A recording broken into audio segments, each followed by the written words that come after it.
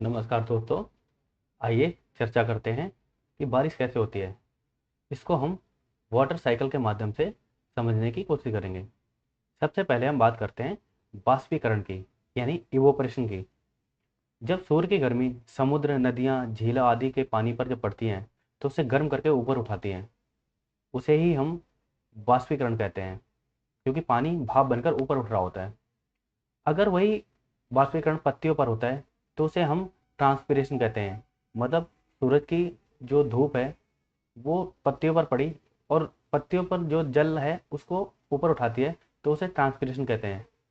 अब तालाब आदि के पानी को उठाकर और पत्तियों के पानी को उठाकर जब बाष्पीकरण होता है तो उन दोनों को मिलाकर इवापो ट्रांसपिरेशन कहते हैं। उसके बाद सब इस चित्र के माध्यम से समझने की कोशिश करते हैं। समुद्र का पानी ये रहा, और यही ये झील आदि का पानी है। और पत्तियों पर भी हम समझने की कोशिश करते हैं।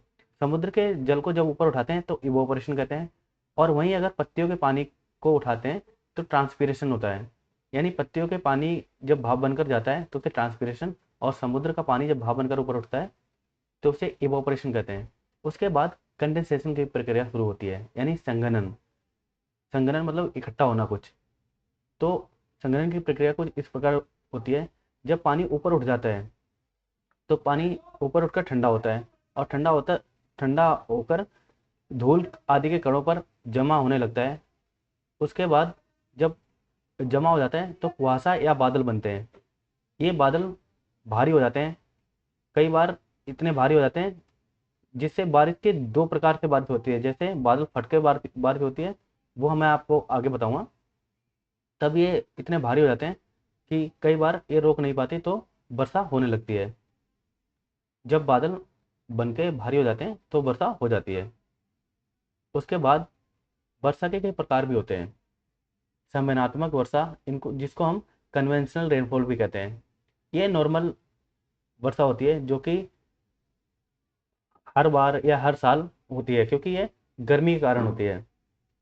जैसे कि वही प्रक्रिया कि पानी को गर्म किया और पानी भाप बनकर ऊपर उठ गया और बादल बने और बारिश हो गई। इसी को हम कहते हैं संवेदनात्मक या कन्वेंशनल रेनफॉल। उसके बाद हम बात करते हैं पर्वतीय वर्षा, यानी ओरोग्राफिक रेनफॉल।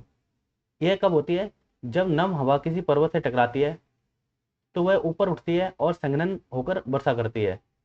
पर्वत की दिशा में अधिक वर्षा होती है, जबकि दूसरी दिशा में कम वर्षा होती है। मतलब जिस साइड बादल बने थे उस साइड ज़्यादा वर्षा होगी, क्योंकि बादल उस पर्वत से टकरा गए हैं। और पिछली साइड जिधर बादल नहीं टकराए हैं उधर कम वर्षा होती है। अब दूसरी बात करते हैं साइक्लोनिक और फ्रंटल रेनफॉल की।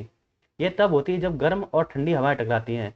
गर्म हवा ऊपर उठती है और संघनित होकर वर्षा का कारण बनती है। यह वर्षा अधिक व्यापक क्षेत्र पर होती है। आइए हम बात करते हैं वर्षा को प्रभावित करने वाले कारक क्या होते हैं। तापमान। सबसे पहले अगर हम बात करें तापमान, जो कि तापमान जितना अधिक होगा वाष्पीकरण उतना ही तेज होगा। मतलब पानी पर अगर जितनी ज़्यादा गर्मी होगी, पानी को गर्म करके उतना ही भाप ज़्यादा बनेगी। दूसरी बात, हवा की दिशा और गति। समुद्र से आने वाली हवाएं अधिक नमी लेकर आती हैं, जिससे वर्षा की संभावना बढ़ जाती है। उसके बाद हम बात करते हैं पर्वत और स्थलाकृति। पर्वतीय क्षेत्र वायु प्रवाह को ऊपर उठाने में मदद करते हैं, जिससे पर्वतीय वर्षा होती है। ऐसे ही ये कुछ कारण होते हैं। मानव जनित कारण भी होते हैं। उद्योग से निकलने वाले धुएं, ये भी संघनन को प्रभावित करते हैं।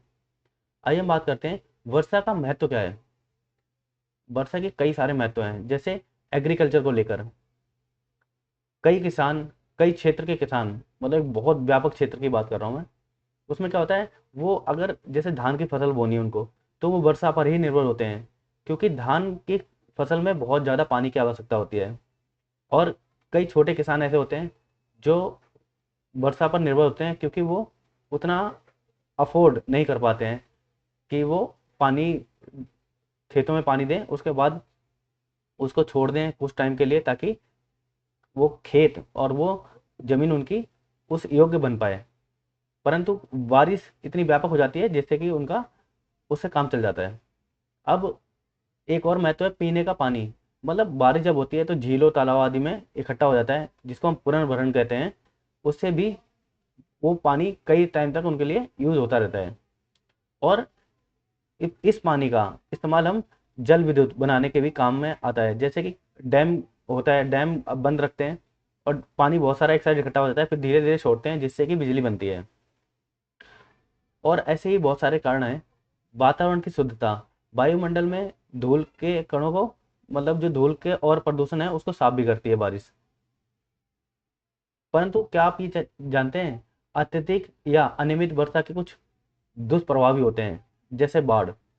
कई बार ऐसा होता है कि किसी वर्ष बारिश नाम मात्र के बराबर आई है, मतलब आती नहीं है ज़्यादा, लेकिन किसी वर्ष बारिश बहुत ज़्यादा हो जाती है जिससे बाढ़ आ जाती है, और उसमें बिलियंस ऑफ डॉलर का भी नुकसान हो जाता है।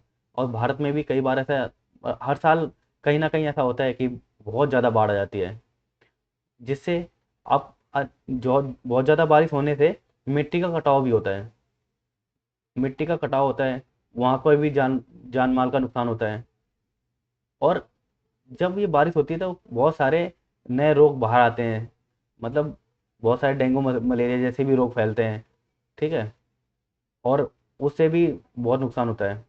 फसलों की हानि, जब बारिश बहुत ज़्यादा हो जाती है और टाइम बे टाइम पर जब बारिश होती है, तब उससे फसलों की भी हानि होती है।